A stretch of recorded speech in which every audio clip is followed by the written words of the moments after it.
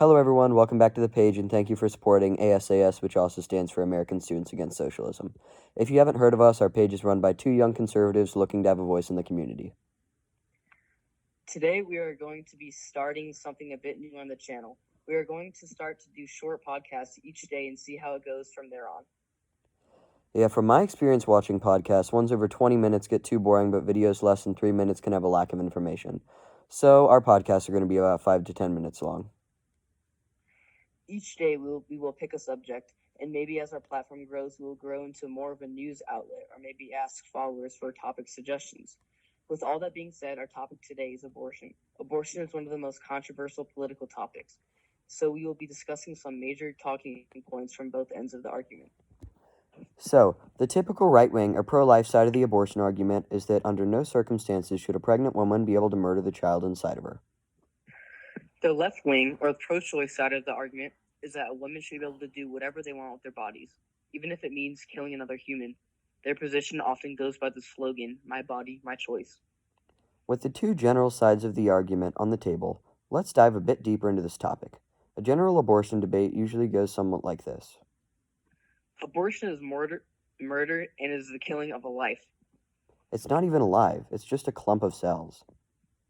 Well, science has proven that the baby's heartbeat starts at about 5 to 6 weeks. It can't even feel pain. And here's where a pro-lifer has his or her chance to dominate the argument. So, what is this talking point that could determine the outcome of a basic debate such as this one? Yeah, so I think that a big part of the pro-life position is the moral idea of killing another human being is wrong. If a pro-choicer tries to make the claim that a baby can't feel pain, feel life, remember memories, etc., what any pro-lifer should do is take the opportunity to equivalent that the situation of someone who has been alive. If they make the pain argument, well, what if it's someone was paralyzed and couldn't feel pain? At that point, is it okay to kill them? If someone was going to wake up from a coma without remembering anything in their past life, could you just kill them? That's exactly right.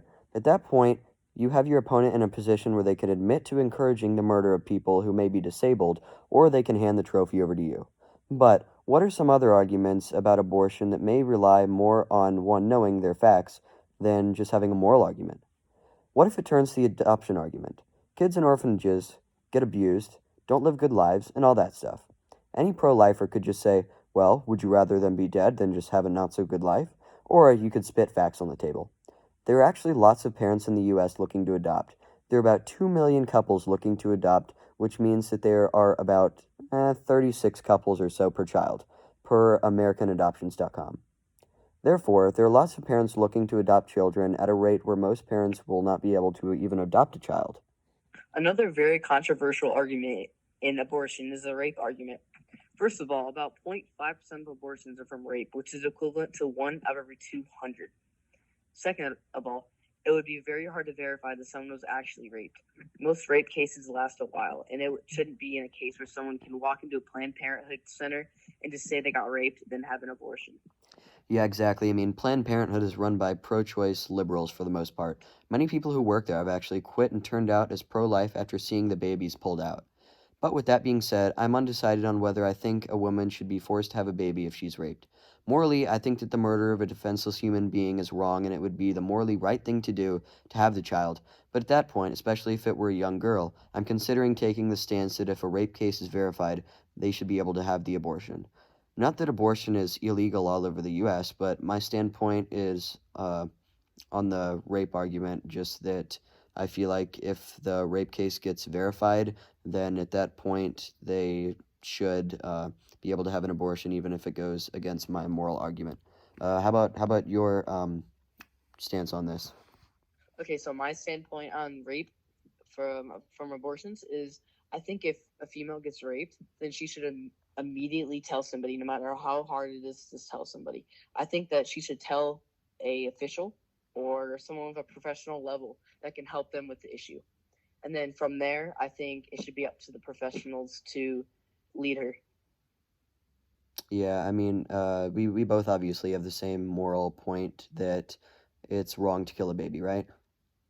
Yes. Yeah, it's just in this case that, yeah, we both just kind of feel like even though it goes against our moral argument, that it's sad that some people do get raped at early ages, especially, and it's just a bad thing in general. So, yeah, at that point, even though it still goes against both of our moral arguments, I think that they should, if everything gets verified and it's not a false case like Trump has been accused of many times. That, yeah, I feel like in that point that they should be able to have an abortion, even though it again goes against my moral argument. So yes, my standpoint on rape is if the case isn't 100% verified, like that happened, I don't think it's right to kill a baby. Yeah, I would absolutely agree with you on that. Yes, and then as you know, President Trump's been accused many times of rape, Mm-hmm. Yeah, I but mean there's they. no evidence that this happened.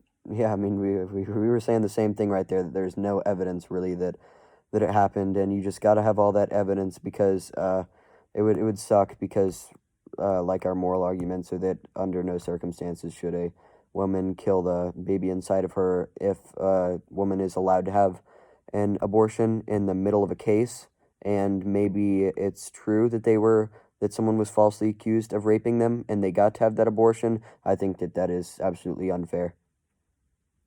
Yes, I agree with you. All right. Well, I think we've covered it all for today. Go ahead and if you want, drop a comment below on topic suggestions. And thank you for watching. Have a good day.